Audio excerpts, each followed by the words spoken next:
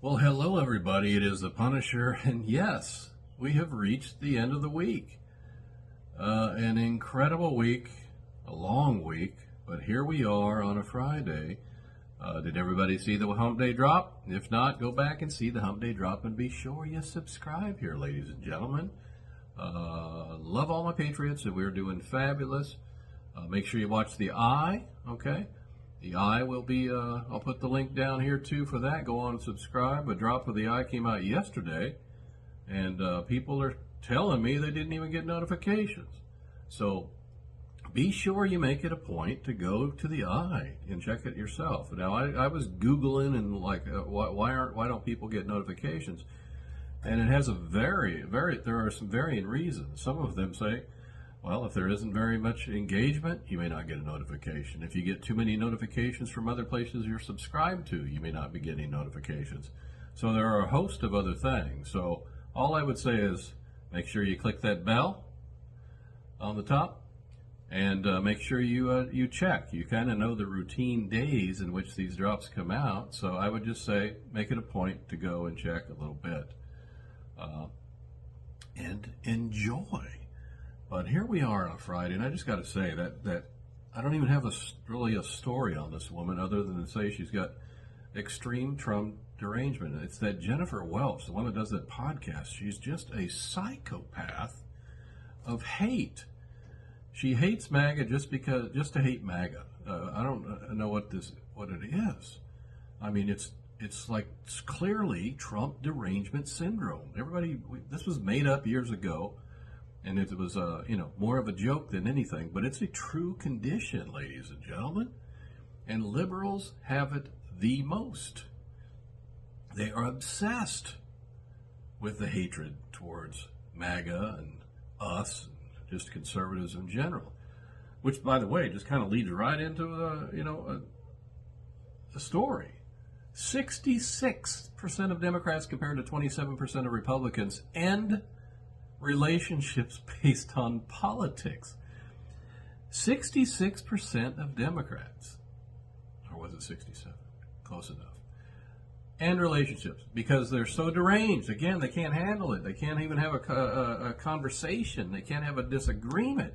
And we're not just talking, like romantic relationships. We're talking friendships and other things. Family relationships. They will end it based on politics. Why? I don't get it. We always see when somebody gets sick, whether it's a Republican, or somebody gets hurt that's a Republican, or somebody dies that's a Republican, and the first thing you see are liberals celebrating it. They celebrate the demise of anybody who has an opposing thought. And there's a drastic difference between them and I. And you've seen some of my posts on X. They will celebrate somebody who gets sick or dies or loses a family member. You've seen the Punisher. I've talked about this before. I think one time Nancy Pelosi got sick or something, and I wished her well on X. They absolute nuts with Caroline Leavitt and the baby. She posted about the new baby, and oh my God, you see people posting stuff about the devil on there. It's just an illness. It's an illness. If I despise AOC, I think she's dumb as a rock. But you know what? If she got in a car accident and broke her back, I sure wouldn't laugh about it. Now, some might even disagree with me here, but I'm not like that. I'm going to say, I wish you well. I hope that you heal. And if she had a baby, I'd say congratulations. Why? You can do that. You can hate their politics and despise them, even almost despise them as a person, and still not have the level of hate that they have towards us. It's craziness to me. Anyway, Operation Q-Tip 6.1 is proceeding magnificently. Lots of heads are rolling. Lots of heads are rolling. Hey, I saw a comment yesterday from a fella, served in Germany, old Ironsides, retired from the Army. Thank you for your service, sir. Thank you for your fine comment. It was very kind of you to leave that comment to a fellow patriot. And I'm going to leave you with this. In April, Antonio Marante de la Puebla, a.k.a. the king of the bullfighters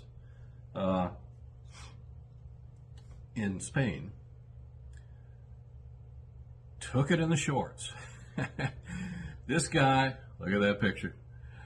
Oh, my Lord. Now, you have that kind of a hobby, sport, whatever the hell you want to call it.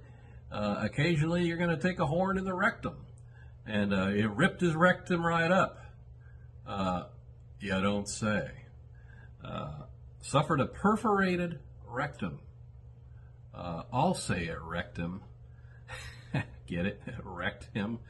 But that's horrible. Horrible pain, I can only imagine. But he took on that responsibility and that the threat. You don't need a warning label if you're going to be battling a bull, ladies and gentlemen. I wish you the best, but you're trying to kill the bull. All right? Guess what? The bull's going to try and kill you. So anyway, hell of a way to go for him. I think he's still alive. We'll have to come back and see what his status is. But man, that's not the first time I've seen a picture like that. That is, horrible pain. I said I was going to leave you with that, but let me talk about Iran just one quick second, because we had to. Here we are in a ceasefire issuing strikes because there were retaliatory strikes, okay, against our three ships. President Trump called it a little bit of a love tap. That's right, and he says that the ceasefire will continue. But look, you can't go attacking our ships in the old Hormuz, all right? International waters, Iran, pull your head out of your fourth point of contact. Don't ever fire on us again, because you know we're going to fire back tenfold. And so with that, Operation Q-Tip 6.1 will continue. Screw James Whitey Bulger. You know it. I know it. The American people do know it. Screw James Whitey Bulger. We'll talk to you later. Bye.